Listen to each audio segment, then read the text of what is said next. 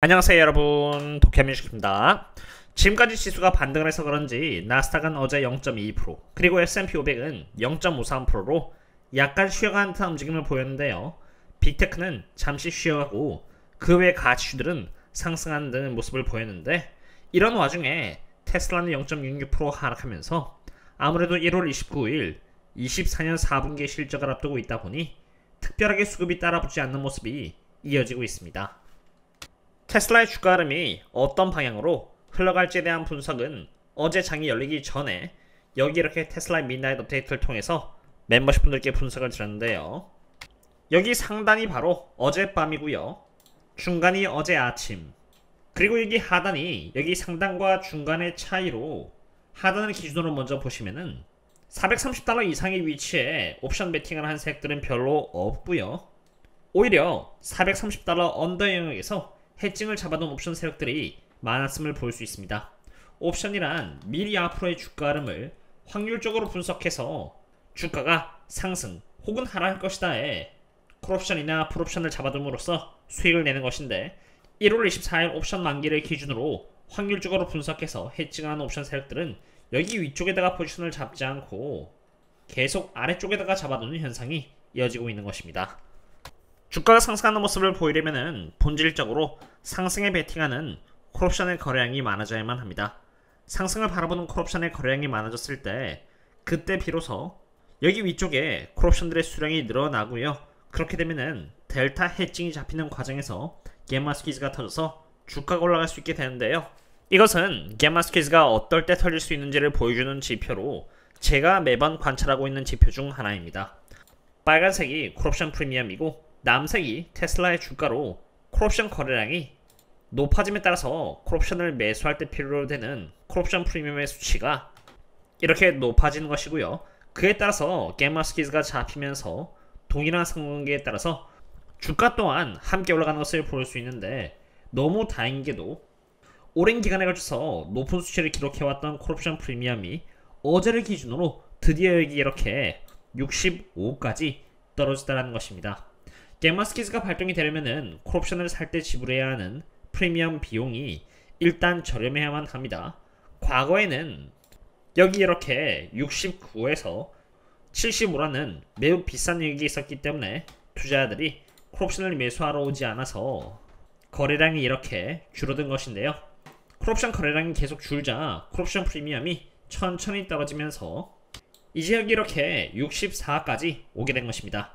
물론 콜옵션 프리미엄 64라는 수치는 객관적으로 봤을 때 여전히 저렴하다고 볼 수는 없습니다.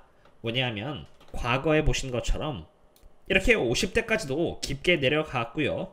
그 이후에 이렇게 갬마 스퀴즈가 터진 것처럼 지금은 그냥 중간 정도의 위치이며 콜옵션 프리미엄이 더 줄어들 수도 있는 것입니다.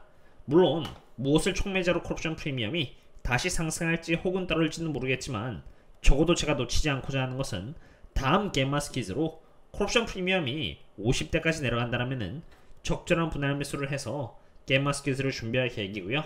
호재가 터져서 다시 콜옵션 거래량이 쌓이면서 콜옵션 프리미엄이 높아진다면 그때 또 테슬라의 주가는 좋은 상승을 볼 수 있는 것입니다. 그럼 이제 이 대목에서 중요한 것은 옵션 만기일인 오늘 옵션 세력들은 어떻게 포지션을 또 잡아놓았는가라는 것인데요. 옵션 만기일은 변동성이 굉장히 심한 날 중 하나로, 이것을 대비해서 세력들은 어디 쪽으로 방향을 잡았는지는 제가 멤버십분들 상으로 하고 있는 여기 네이버 프리미엄 컨텐츠와 텔레그램에 일본 인플레이션이라는 분석글로 업데이트를 드렸으니, 혹시라도 꾸준히 테슬라를 펀더멘탈과 메커니컬한 관점에서 트래킹하고 투자를 한다라면은 여기 고정 댓글을 참고 바랍니다. 이제 매크로 부분을 보고자 하는데요. 그 이유는 바로 오늘 12시에 뱅크 오브 재팬에서 금리에 대한 결정이 있었고 3시 반에는 프레스 컨퍼런스 또한 열렸기 때문입니다. 그 결과는 이미 월가에서 예측했던 대로 0.25%치 인상이 돼서 기준금리는 0.5%가 되었는데요. 0.25%의 금리 인상이 적은 것처럼 보이지만 여기 있는 것처럼 17년이란 기간에 걸쳐서 가장 높은 기울기로 인상한 폭이기 때문에 상당히 높다고 봐야 하는 것이고요. 바로 그러한 이유에서 일본 10년 금리는 지금 프리장에서 다시 1.57%치 상승하는 모습을 보여주게 되었습니다.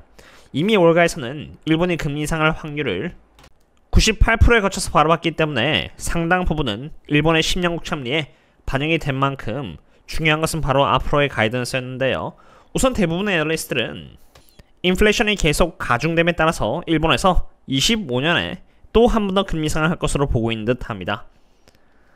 한 예로 Senior APEC Market Strategist 위쿤 총은 일본의 금리 인상은 엔화의 강세를 불러일으킬 것이고 앞으로도 꾸준히 상승할 것이라고 보여진다고 한 것입니다.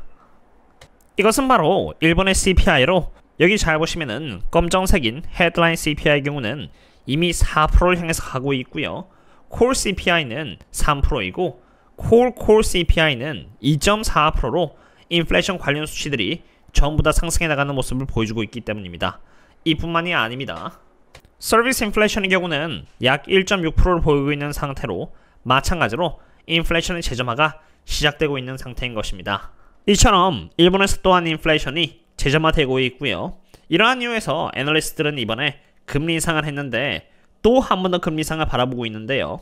과거에는 제로금리였기 때문에 금리 없이 엔화를 빌려서 빅테크 등을 대상으로 투자하는 NK 트레이딩이 있었는데 이제 일본 금리가 0.5%까지 올랐고 그에 따라서 일본의 10년 국채금리 또한 오른 만큼 적어도 과거만큼 이제는 NK 트레이딩이 매력적이지가 않게 된 것입니다. 이것은 일본의 금리와 미국 그리고 유럽의 금리 현황인데요.